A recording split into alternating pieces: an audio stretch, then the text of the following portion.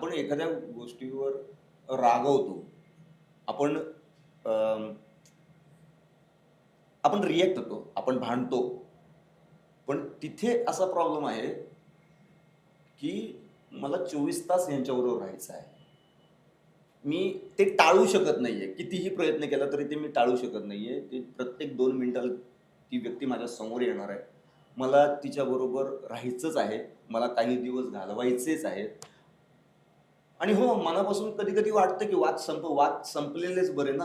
हं. त्यावेळी पण तेच झालं होतं, की तन्वी जे बोलली होती, तर मला माझा मुद्दा एवढाच होता, की मग वाईट काय आहे त्यात?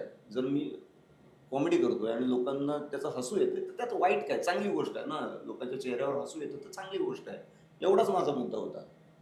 आणि एखादा वाद संपवणं ही सगळ्यात चांगली गोष्ट आहे, की समोरच्याच्या बाबतीतला आपला राग जो आहे, तो नाही आहे आता किंवा क्लिअर केलेला आहे. त्यांना काय म्हणायचंय, मला काय म्हणायचं हे आपण एकमेकांशी क्लिअर केलेलं आहे. दुसरी गोष्ट अशी आहे, की आपल्याला दिसताना असं दिसतं, 1 तासाचा एपिसोड दिसतो. सकाळी वाद झालेला हे दिसतं आणि कट टू हे दिसतं, की दोघं एकमेकांबरोबर बोलतायत हं, छान. हं. पण त्या मधल्या काळात काय घडलंय हे माहीत नाहीये. बरोबर.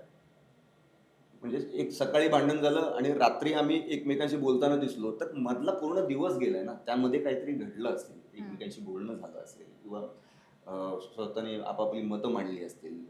तो तो जो राग आहे, ती जी भांडणं आहे, ते मिटवण्याचा प्रयत्न केला असेल आणि जे मिटवण्यात यशस्वी झाले असतील. पण दिसताना ते हे झालं आणि पटकन हे झालं असं नाही होत.